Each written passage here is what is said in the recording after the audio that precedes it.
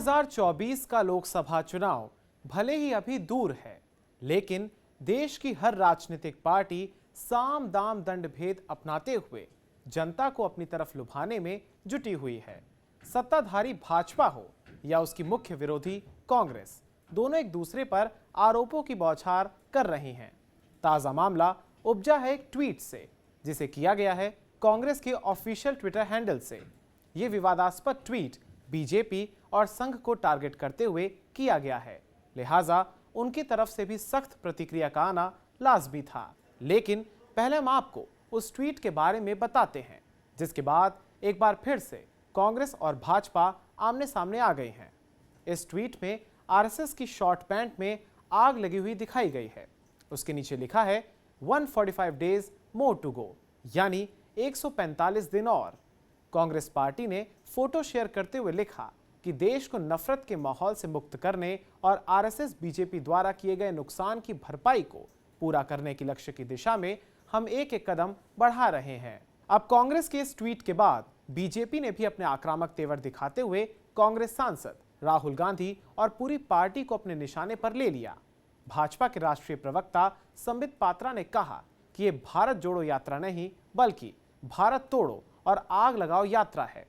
इसके अलावा उन्होंने कहा कि कांग्रेस क्या इस तस्वीर से यह संदेश देना चाहती है कि आरएसएस और बीजेपी के कार्यकर्ताओं की केरल में हत्या की जाए और उन्हें वहां की राजनीति से एलिमिनेट किया जाए। ये जो तथाकथित इनकी भारत जोड़ो रैली है, यह अभी केरल में है।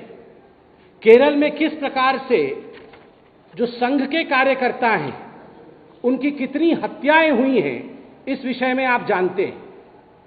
आपको पता है कि किलिंग फील्ड्स ऑफ केरला के नाम से संघ के कार्यकर्ताओं की, भारतीय जनता पार्टी के कार्यकर्ताओं की, एक विचारधारा के, एक विचार परिवार की कार्यकर्ताओं की हत्याएं हुई हैं और होती रही हैं। इस तस्वीर के माध्यम से बहुत ही सोच समझ करके एक षड्यंत्र के अंतर्गत राहुल गांधी और कांग्रेस पार्टी ने एक संदेश भेजा है वहां के आतंकवादियों को कि आप जो संघ के कार्यकर्ता हैं, जो भाजपा के साथ जुड़े हुए हैं। चूंकि कांग्रेस पार्टी ने इस बार सीधा वार संघ पर किया था, लिहाजा वहां से भी बहुत ही करारा जवाब आया है। दरअसल कांग्रेस के ट्वीट पर रायपुर में डॉक्टर मनमोहन वैद्य ने कहा कि वो लोगों को नफरत से जोड़ना चाहते हैं। वो लंबे समय से हमारे लिए घृणा रखते हैं। उनके पिता और दादा ने आरएसएस को रोकने की कोशिश की, लेकिन आरएसएस नहीं रुका और निरंतर बढ़ता रहा। कि एक तो हेट्रेड से आप जोड़ना चाहते हैं क्या? हेट्रेड वो पाल रखे हैं बहुत पहले से, और उनके बाप दादा ने भी संघ का बहुत तिरस्कार किया, अपनी सारी ताकत के साथ संघ को रोकने का प्रयत्न किया। दो बार भी बिना कारण प्रतिबंध लादे गए, संघ रोका नहीं है, लगातार बढ़ते रहा है।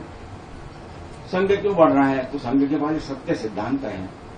सिद्धांतों लेकर जीवन भर चलने वाले व्रतस्थ ऐसे कार्यकर्ताओं की पीढ़ी उसके लिए आवश्यक त्याग परिश्रम बलिदान करने वाले लोग तैयार होते रहे हैं, और समाज का सहयोग खूब मिलता रहा है, लगातार मिलता रहा है। ठीक है, इसलिए इससे भी उनका हेट्रेड ही ध्यान में आता है। तो क्या कहना उसके बारे में, कुछ कमेंट करने लायक वो सारा चित्र वगैरह भी। इस बयान पर कांग्रेस नेता जयराम रमेश ने प्रेस कॉन्फ्रेंस में कहा कि अगर भाजपा कंटेनर, जूते या टी शर्ट के बारे में मुद्दा बनाना चाहती है, तो ये दर्शाता है कि वो घबराए हुए हैं।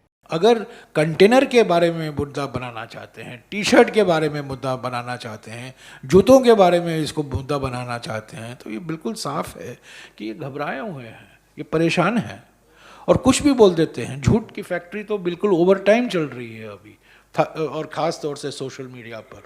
बहरहाल कांग्रेस की भारत जोड़ो यात्रा का आज 6वां दिन है और राहुल गांधी की विदेशी ब्रांड की टी शर्ट से लेकर विवादित बयान देने वाले पादरी जॉर्ज पुनैया से मुलाकात तक सब कुछ विवादों के घेरे में आ चुका है। और भाजपा ने लगातार कांग्रेस पर सियासी वार भी किए हैं। वहीं अब कांग्रेस ने संघ की पोशाक को हथियार बनाकर आरएसएस और बीजेपी पर हमला किया है। ऐसे में लगता है कि यह सियासी पारा आने वाले दिनों में बढ़ता ही जाएगा।